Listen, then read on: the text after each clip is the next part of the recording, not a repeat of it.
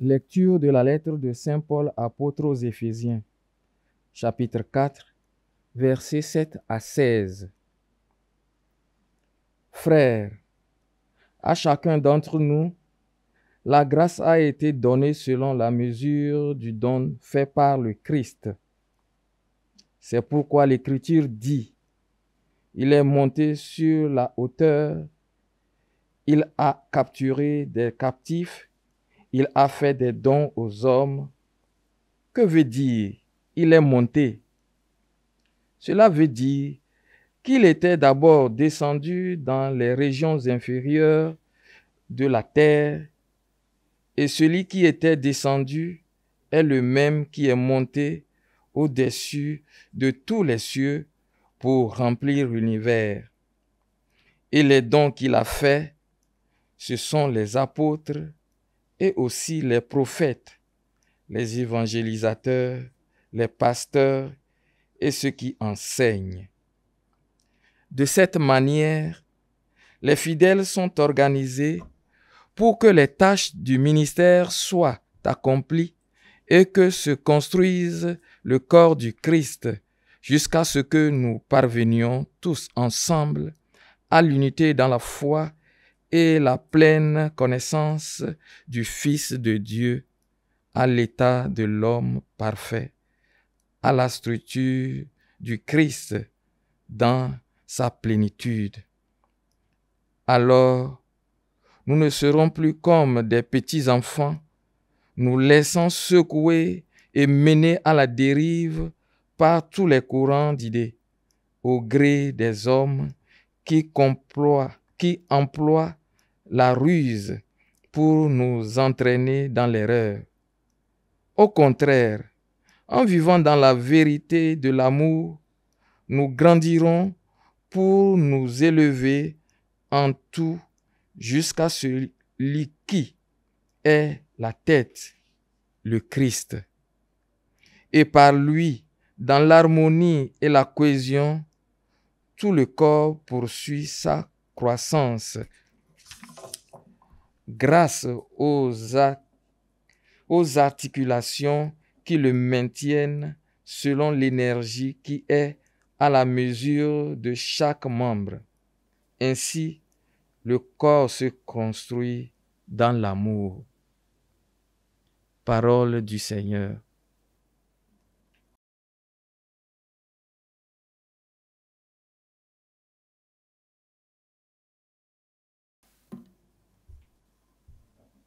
Dans la joie, nous irons à la maison du Seigneur. Dans la joie, nous irons à la maison du Seigneur. Quelle joie quand on m'a dit, nous irons à la maison du Seigneur. Maintenant, notre marche prend fin devant tes portes, Jérusalem. Dans la joie, nous irons à la maison du Seigneur. Jérusalem, te voici dans tes murs, ville où tout ensemble ne fait qu'un. C'est là que montent les tribus du Seigneur. Dans la joie, nous irons à la maison du Seigneur. C'est là qu'Israël doit rendre grâce au nom du Seigneur. C'est là le siège du droit, le siège de la maison de David. Dans la joie, nous irons à la maison du Seigneur.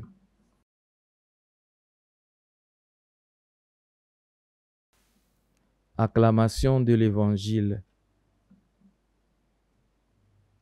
Je ne prends pas plaisir à la mort du méchant, dit le Seigneur, qu'il se détourne de sa conduite et qu'il vive.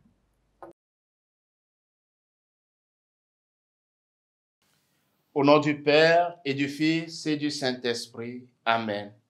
Ô Seigneur, envoie sur nous ton esprit de vérité pour nous guider vers toi. Amen. Le Seigneur soit avec vous. Évangile de Jésus-Christ selon saint Luc. Gloire à toi, Seigneur. Un jour, des gens rapportaient à Jésus l'affaire des Galiléens que Pilate a fait massacrer, mêlant leur sang à celui des sacrifices qu'ils offraient. Jésus leur répondit, « Pensez-vous que ces Galiléens étaient de plus grands pécheurs que tous les autres Galiléens pour avoir subi un tel sort? Eh bien, je vous dis, pas du tout.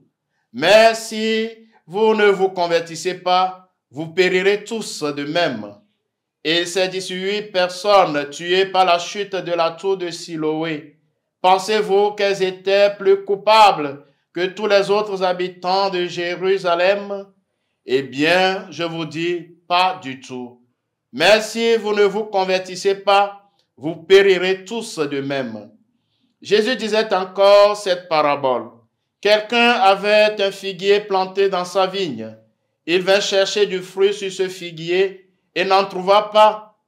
Il dit alors à son vigneron, « Voilà 3 ans que je viens chercher du fruit sur ce figuier et je n'en trouve pas. Coupe-le.